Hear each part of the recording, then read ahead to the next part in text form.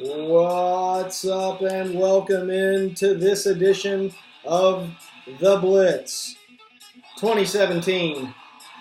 This is our second year doing the BLITZ, and we're back. I have the legend in-house. Glad to be here. In-house. All right? This is the only time we'll have him in-house this year, so we're super pumped and excited about having the legend in-house. We got a full slate of games to go over with you guys today. We're doing a post-weekend analysis. We don't believe in preseason rankings, so we thought we would start after the games, analyze those, talk about some of the upcoming games of next week. So just sit back and relax while we get this show on the road for you guys. Full slate today. Big games last week, even bigger games this week. It's going to be humongo. So again, welcome back into the Blitz this year. Thanks for joining us again. If you are listening to us, we're happy to be back. Looking forward to another solid year in college football. Again, the legend is in-house. How you doing, legend? I'm doing pretty good. Glad to be in this beautiful state of Texas. It doesn't get much better than being here, that's for sure. Beautiful weather with my brother, Corey. Thanks for allowing me to talk on the Blitz. You got it, man. All right, so I don't get you in-house very much, as I mentioned. We made it through the off-season. It was a long, grueling off-season. High expectations for our Georgia Bulldogs coming in. High expectations for a lot of the teams across the country. There were some big injuries this past weekend. There were some big games. We got a few games that we're going to go over here. But in your mind, what was the biggest surprise over this past weekend? And did the first weekend of college football live up to the expectations for you? The first week was fantastic. It was a fantastic week. But I think the biggest game, and it's one that I don't know if many people watch because there was so many good games on, and people are obviously pulling for their teams. But UCLA and Texas A&M. Oh, yeah. I mean, they have them down 41-10 or something like that, I do believe. And then fourth quarter, 9 minutes left. It's coming back 44-24, and they come back 20 points down, 9 minutes, and win by one. That's incredible. Yeah, both coaches on the hot seat there. A lot of folks feel like Texas or whoever lost that game was probably not going to keep their job throughout the rest of the year. Well, tell me this real quick. What do you think about our beloved Georgia Bulldogs Week 1? I think they look great. Obviously, everybody knows about Jacob Eason going down, which is very sad and heartfelt for us Georgia fans. But, tough loss. We played good. Our offensive line looked a little rough, but for freshmen and sophomores, they performed well. Not great, but well. So I think we look good moving forward. I'm excited to see how Jake Fromm steps up and plays because he's got a big role to fill there for Jacob Eason. I mean, everybody was super excited about Eason, and he goes down in the first quarter. So let's see how Fromm does, and hopefully we'll keep the ball rolling after that first win. Yeah, some of the players in that game that stood out to me, obviously Jacob Eason going down, big blow for the Georgia offense, I think. But at the same time, we heard a lot about this freshman over the offseason, Jake Fromm, coming in as a 5-star quarterback. It speaks to the way Kirby Smart is recruiting right now. But if you look at Fromm, he comes in the game, he goes 10 for 15, 143 yards and a touchdown. Let the backs do a lot of the work, which we expected no matter who's in there. We got two of the best backs in the country. But who stood out to me in this game was Javon Wims. The guy only had 3 receptions, but it was for 81 yards and a touchdown. Big target for whoever the quarterback is in there. People wanted to see him step up. We didn't see a lot of Terry Godwin. Obviously Ridley and some of those guys not 100%. So Javon Wims had to step up, and I think he did a great job. One guy that I think Jake Fromm's going to have to get used to, and he didn't target him too much, maybe 2 or 3 times when he came in the game, was that big Isaac Nauta on the side there. I think Jake Fromm's got to find him. I think he's going to be a big part of our offense. So I'd like to see them work him in a little bit more. And what you said about Javon Wims, he goes up and gets the ball. I love how he plays that position. He's going to be really good for us, I think. Yeah. What about the defense? How did you feel about the defenses? In my opinion, it's going to be one of the better units in the country if they stay healthy. Yeah, I mean, I've seen a bunch of ball hawks. Not trying to be biased because I am a Georgia Bulldog lover, but I think they were ball hawks. They flew to the ball. They even, the guys were laying back a little bit on their routes, but as soon as if they did catch the ball, I mean, he flew to him and maybe let him have a yard or two after the catch, which is impressive because yards after the catch are important to teams. So yep, hurting a little bit right over there at cornerback with Malcolm Parrish out. Now we've got Aaron Davis with a nagging little hamstring injury, nothing big. Both of them should be back within a couple of weeks, I would think. But and we're going to touch more on this game. Maybe not so much on this game, but more about the Georgia-Notre Dame coming up. But let's move on. We will circle back around. We want to talk a little more Georgia football. We've got a full slate here. We've got some Tennessee, Georgia Tech talk for you. We got some Virginia Tech, West Virginia, Michigan, Florida. But the biggest game of the weekend, and some had it slated and put down as the biggest game of opening college football weekend in the history, Bama and FSU.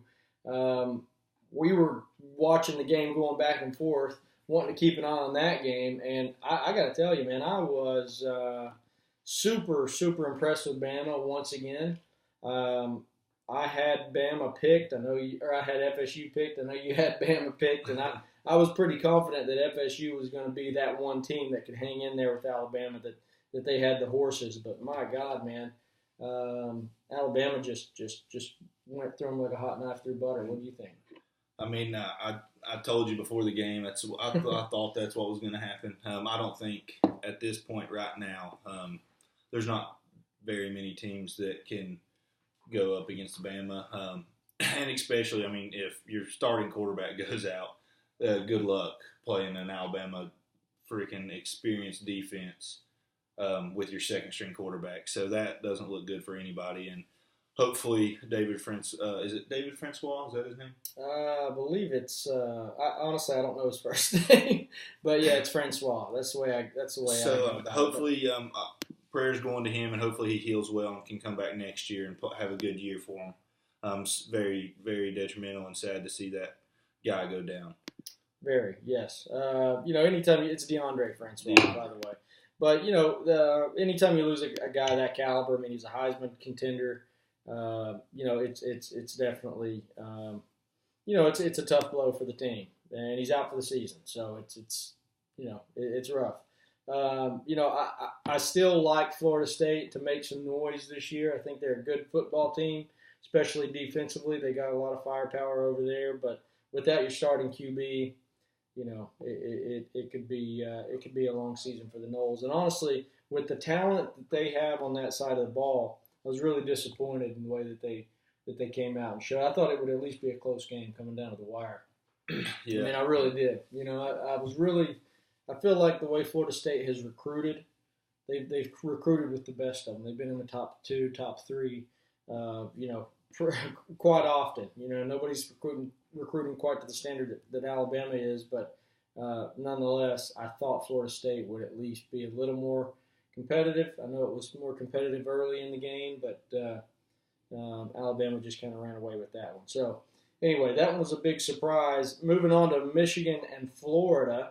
We knew Florida coming in had 10 starters out in this game, so we weren't expecting too much from them. But once again, we saw a very, very vanilla offense, if you will. And Michigan, on the other hand, looked pretty good. So what would you take away from that game? Jim Harbaugh, I think, even though he's only been in the league for a couple of years, college football-wise, I think he's one of the best coaches, if not even up there with Nick Saban as the best. Really? Yeah, I mean, for goodness' You're on the Harbaugh train. I love Harbaugh. I love Jim Harbaugh. For goodness' sake, I mean, he went to a Super Bowl in the NFL. So, I mean, not only did he coach the best athletes in the world at that sport. He's a good coach. But besides the coaching there, I think Michigan was very disciplined when they had the ball. No turnovers. They were strong on defense. They just looked good as a football team. And Florida had some questions really everywhere you looked. Felipe Franks couldn't get it going, and a guy that's been in that system should know a little bit more about what he's doing than it looked. So I'm a little confused on the quarterback play there. I don't know what they're going to do. You think they would have had that ironed out over the course of 3 or 4 years? The offense still just looked exactly no better. Yeah, and I mean, give or take, their starting running back was out, so I mean, he'll be back next week. Some more of their players will be back next week. They're still going to be missing a few, but they won't be missing 10. So will be a little bit more exciting to see how they play and step forward from that big loss to Michigan. Defense for them could also be it could be another solid defense this year for Florida, especially when they return some of their starters. And you got to give Felipe Franks a little bit of a pass. First start, missing his best receiver, missing his starting running back. Florida State or Florida, I think that actually they'll be okay. And if Georgia doesn't get, if Fromm doesn't live up to expectations, or depending on how long Easton is out, I think you still got to have Florida in the driver's seat as a favorite in the East right now. Now, to be determined when they get their starters back, we'll know for sure. But you're missing 10 starters, and you hung in there with Michigan for a little while. They got to iron out some things on offense, but I think when they get some of those guys back, they'll be a force to be reckoned with. All right.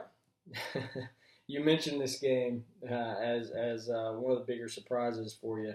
UCLA and Texas A&M. How do you blow a lead? How do you blow a lead like that? What in the world? I honestly, I have nothing to say to that. There's nothing you can say. There's no explanation for blowing a 30-point lead or a 20-point lead. I don't understand how you come out and play football as they did and then lose the game. Really unbelievable. It really is. And all I know is whoever wants to be the coach of Texas A&M, put your application in. Yeah, because it's definitely coming to a regime change there. And you know who might go there, Corey? Chip Kelly. Chip Kelly. We're hearing a lot of Chip Kelly chatter. And that would be, in my opinion, look out, SEC, because Chip Kelly comes in, installs that fast-paced offense. He's a great recruiter. He'd bring a lot of that, good Oregon Ducks look that we saw when Cam Newton was around, and when they faced Auburn in that championship game. So big time hire there. I think if they go that route. Yeah, I agree. And Chip Kelly is just waiting just waiting right now. He's I think he's doing a part-time broadcast right now for XM Radio. So look for Chip Kelly to make some noise somewhere next season. Virginia Tech and Georgia Tech, I was really excited about this game. I like what Justin Fuente does at Virginia Tech. I think he's turning the program around. We saw signs of improvement last year. He comes into this game facing what a lot of people felt like was a good West Virginia team. A great West Virginia team. What did you take away from that game? I mean, he took care of business, and I had West Virginia to win this one because, I had West Virginia, honestly, with a 10-2 season this year. I thought they were going to perform well, and all year long I didn't think they were going to drop a loss this early. But surprises happen on week one. Yep. So Will Greer, I think that Florida might have gone wrong letting go of this guy. If you look at his stats, the guy was 31 for 53 at 371 yards, 3 touchdowns, and 1 interception. Nonetheless, but the quarterback play for West Virginia was pretty good, and for Virginia Tech to come out on top, was pretty solid. Yeah, I really wanted West Virginia to win this game. I don't know too much about the Hokies.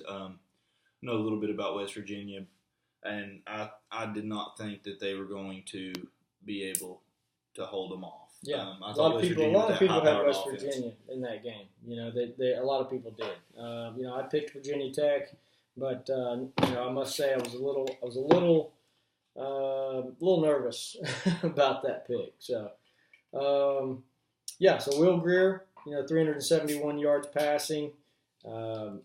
the Florida transfer going to West Virginia. I think West Virginia will make some noise this year, certainly in the Big 12 where they don't play any defense whatsoever.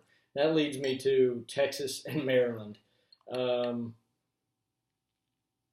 don't even think we should mention the Missouri game because that was how horrible the defense was there. 77 points by Missouri alone, and that game was neck and neck all the way into the 40s. That game's not even worthy of discussion. But Maryland and Texas, this game to me was pretty intriguing coming in because I wanted to see that Tom Herman offense with some talent. Although I know he had talent in Houston, but to come into Texas, maybe he doesn't have his guys in place. I really thought he was going to come away with that win. Maryland beats Texas 51-41.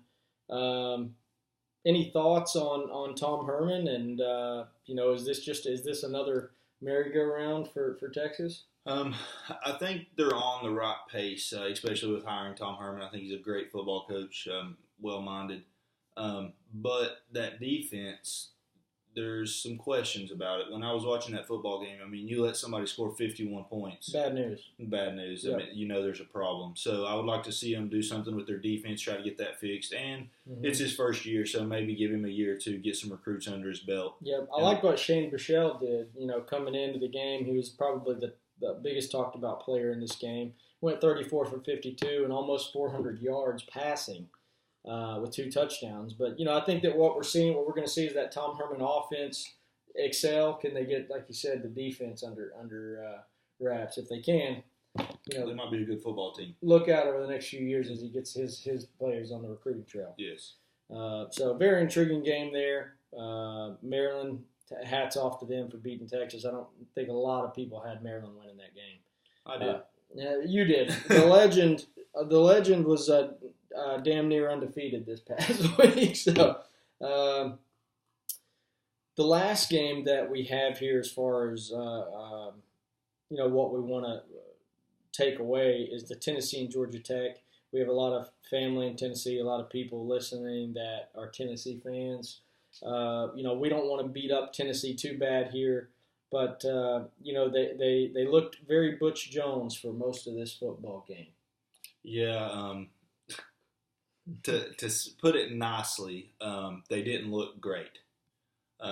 So they won though. They came out with a win. This is the one of 2 games that I lost on the picks this week. I picked Georgia Tech to win this one, and I know a lot of people probably hate me for that back home. But Georgia, I didn't know, even with the off season coming in with 3 weeks to train for these guys, Tennessee hasn't played them since like the 80s. It actually used to be one of the biggest rivals in the South, but they haven't played since the 80s. So, not knowing that triple option offense, how can you stop it? Georgia sees it every year, and we still struggle stopping it some years. So, I was really interested to see that. I didn't think they were going to be able to put them away. And as you watch the game progress, they couldn't keep Georgia Tech from scoring. So, really, the only thing I take away from this game is Georgia Tech needs a defense because, once again, we have 42 points put on the board by Tennessee and a great second overtime. They're starting out like last year, so we'll see how it works out for them. Mm-hmm. Yeah, I feel like Tennessee will continue to improve. They've had some injuries, some key injuries to some players that probably are going to hinder them a little bit. But, they came out with the win. I thought that the quarterback did an all right job for his first start. He stared down his wide receivers quite a bit. Listening to some of the experts this morning talking about this game, the defense for Tennessee, they said looked a little slow. They're going to see more traditional offenses as they go. But there were 2 players in this game that stood out to me. The first one is John Kelly, the running back for Tennessee. Thought he did an awesome job. The guy had almost 130 yards, 4 touchdowns on 19 carries. Coming in, I think he had some high expectations. He lived up to those. So John Kelly, looks like Tennessee, they have a good running back right there for him. He's got to stay healthy because I didn't really see any depth at that position. But John Kelly going to be a force to be reckoned with. My standout player for this game was the quarterback for Georgia Tech, Marshall. That kid, I don't even know what to say. Lord have mercy. The kid was the kid was unbelievable. What did he have, Corey? 44 carries? It was 300 and some odd yards. Yeah, it was absolutely incredible. It was phenomenal the way that kid played. I think he might have been the only true athlete on that football team because he was running around doing it all. Literally. He did it all. And one thing you noticed, Corey, that you mentioned to me last night while we were watching this game was the two quarterbacks on the sidelines for Tennessee. Yes. Big problem, I thought. It looks like they didn't talk to each other at all. They weren't telling each other good job. I think that's going to be a little bit of an issue with the bench because if you don't have all your guys in sync, then who trusts who? I mean, if you've got a lineman that likes Dormady and then another lineman that likes who I call Guantanamo. That's what I call him because I think he's danger. Yeah, I mean, I think it's good to have some competition, but those guys looked a little pissed off at each other, to say it lightly. They weren't really complimenting each other. I think it was more of a rivalry more than a competition there. Time will tell. It could just be petty stuff. Tennessee, though, I think they're going to make a little bit of noise. They look very Butch Jones, right? They're going to, they're going to be down in games. They're going to be resilient, as he says. They're going to come back. But, probably another 8 or 9 win season. Yes. Nothing really over the hump. No. So, anyway, that was an interesting Monday game. Side note here, one of the teams we feel like might be a sleeper team this year, and I guess you can call it a sleeper team because they lost so much, and in particular, one of the best players, if not the best player in the country, in Deshaun Watson, but Clemson looks to pick up right where they left off. That quarterback there, I'm not familiar with his name, but the new guy on campus, he big boy has some shoes to fill, and by golly, it looks like he filled them. I mean, it's only the first week, so who knows? He could have just had a good game. But from what I've seen, the highlights, he looks amazing. So, and that defense still looks strong. So we'll see where that takes us with the Clemson Tigers if they'll stay up on top. Kelly Bryant. That's who he is. And the kid he looked really good. Now, we'll see as time goes on, right? They played Kent State, so hard to not look good against Kent State. Granted, Clemson still looked to be hitting on all cylinders. The quarterback looks to be a dual threat. I think that they could continue to I don't know, after DeAndre Francois goes up, probably the favorite in the East or in the ACC right now. Yes, I agree. Miami and Clemson. Right. And while we're on Clemson, let's talk about their game next week. Oh, yeah. Big game against Auburn. Yep. Got something to prove next week. Yeah.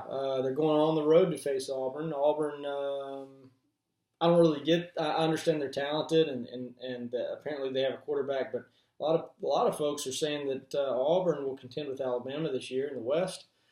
Time will tell. But, yeah, Clemson's got a big test. We're going to find out really how good Clemson is next week. You heard it here first from the legend. Auburn and Alabama decide the West in the Iron Ball. You heard it right there from the legend, folks. And he's been pretty damn accurate so far. Very accurate so far. And granted, that was week 1. But we'll see this week. We're going to make some more picks. We'll have another podcast for you. On Friday, maybe we'll release one talking about some of the big upcoming games that we've got. And just to go over a couple of those, Oklahoma and Ohio State is going to be a big, big, big game. I'm really excited about that game, Oklahoma and Ohio State. I think that game could set the tone for a championship run with those teams. This game is going to be played in the Horseshoe, number 5 versus number 2. Ohio State's a 7-point favorite. Any thoughts on that game with Baker Mayfield going to Ohio State?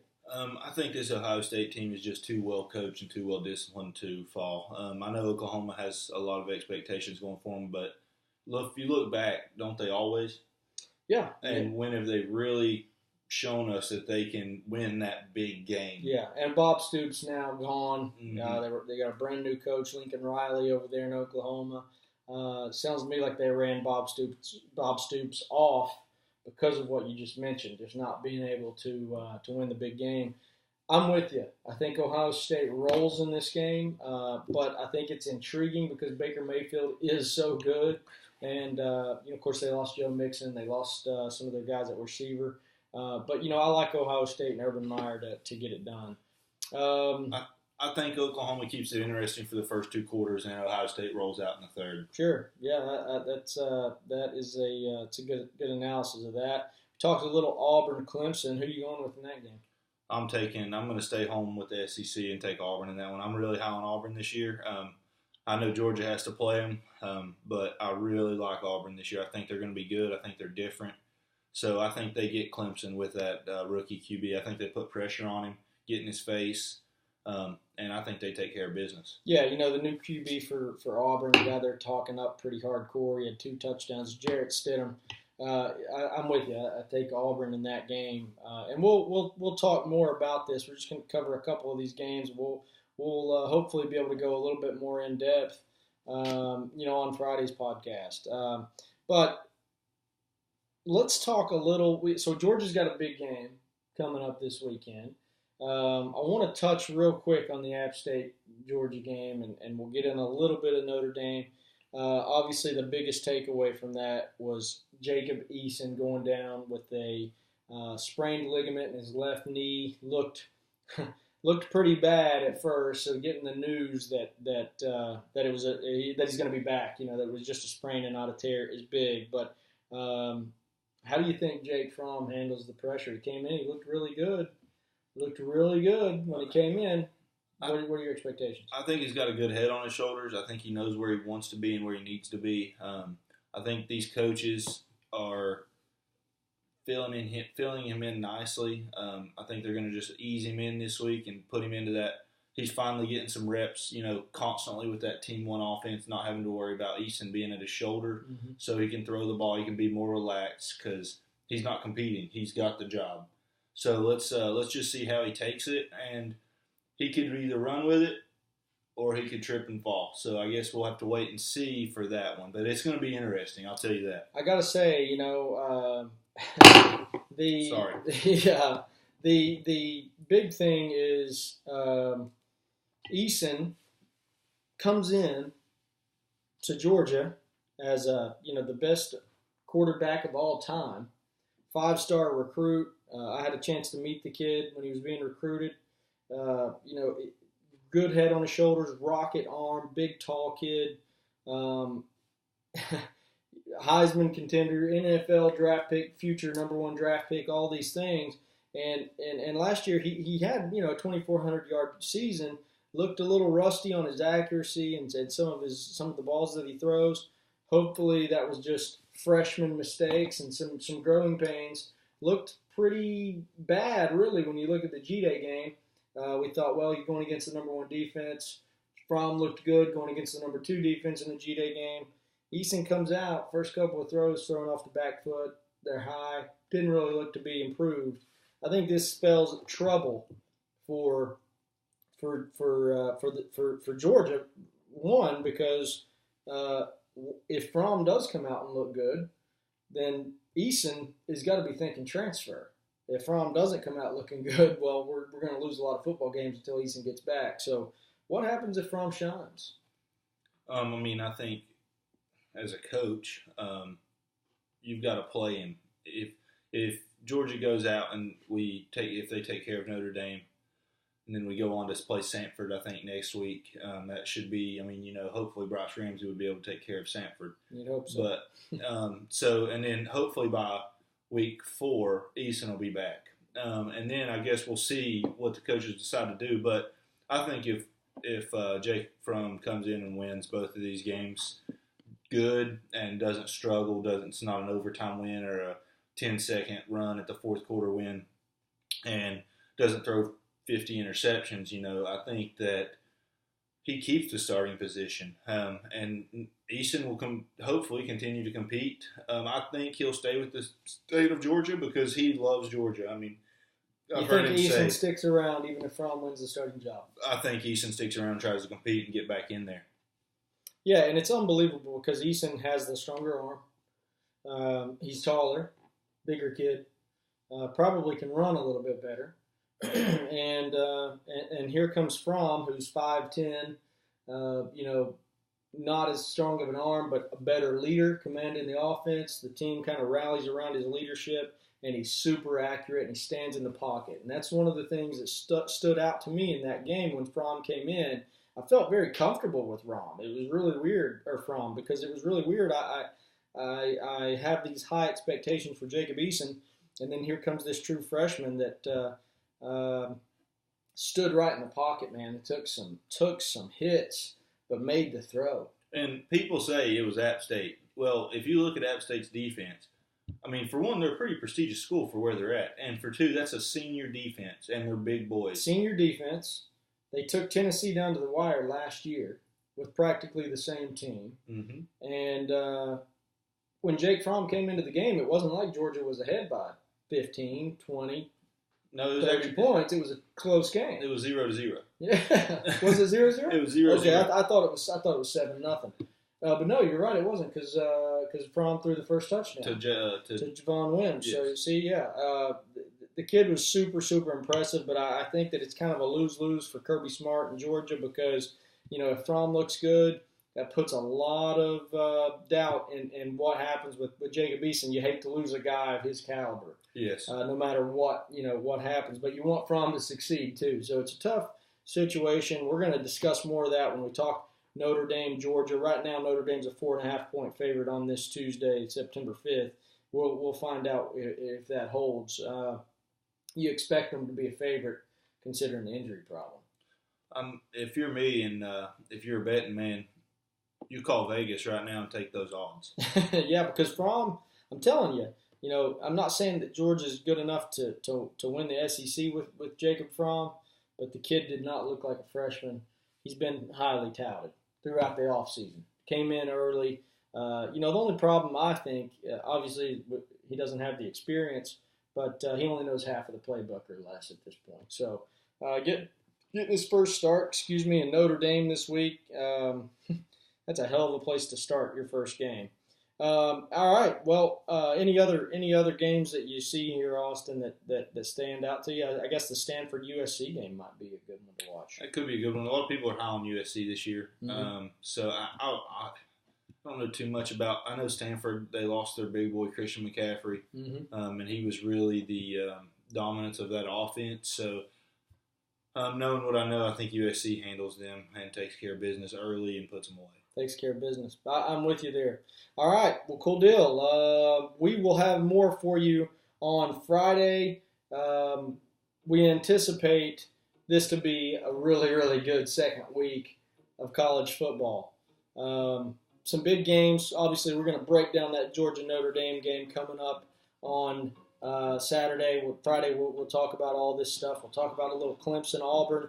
We'll talk a little I don't know. Maybe even we'll get into some Miami and see what Mark Richt's doing down there. Tennessee got a sleeper. So Oklahoma, Ohio State, all those games we will break down for you on Friday. Thanks for listening to this edition of the Blitz, and welcome back to College Football 2017. We'll see you on Friday.